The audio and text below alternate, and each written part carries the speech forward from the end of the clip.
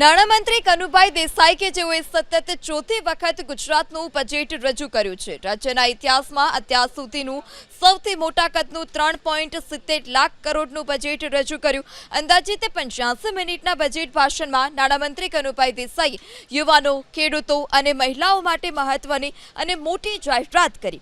આગામી સમયમાં 5 લાખ રોજગારીની તકો ઊભી કરવાની જાહેરાત કરવામાં આવી। એટલું જ નહીં, ખેડૂતો તેની એકમાત્ર બચત રહેતી જમીન બિનખેતી કરાવે તો પણ ખેડૂતોને પ્રમાણપત્ર મળવા શક્ય હોઈ શકે છે। વર્તમાન સમયમાં 1 કરોડ સુધીની લોનની રકમ માટેની ગિરોખત પર 0.25% એટલે કે મહત્તમ 25,000ની સ્ટેમ્પ ડ્યુટી ભરપાઈ કરવાની થાય છે અને જે ઘટાડીને હવે મહત્તમ 5,000ની સ્ટેમ્પ ડ્યુટી ભરપાઈ કરવાની થશે। એટલું જ નહીં, ખેડૂતો હવે ટ્રેક્ટરની ખરીદી કરે તો તેની સહાયમાં વધારો કરી 1 લાખ કરવામાં આવી છે, જ્યારે ઉદ્યોગોમાં સ્ટાર્ટઅપ માટે 3,600 કરોડની જોગવાઈ કરવામાં આવી। 80%ને બદલે 60% વિકલાંગતા ધરાવતા દિવ્યાંગોને સંત સુરદાસ યોજના હેઠળ સહાયનો લાભ અપાશે, જે ફેરફારથી 85,000 દિવ્યાંગોને લાભ મળશે। રાજ્યના પેન્શનરોએ હવે હયાતીની ખરાઈ માટે સંબંધિત કચેરી બેંકમાં નહીં જવું પડે।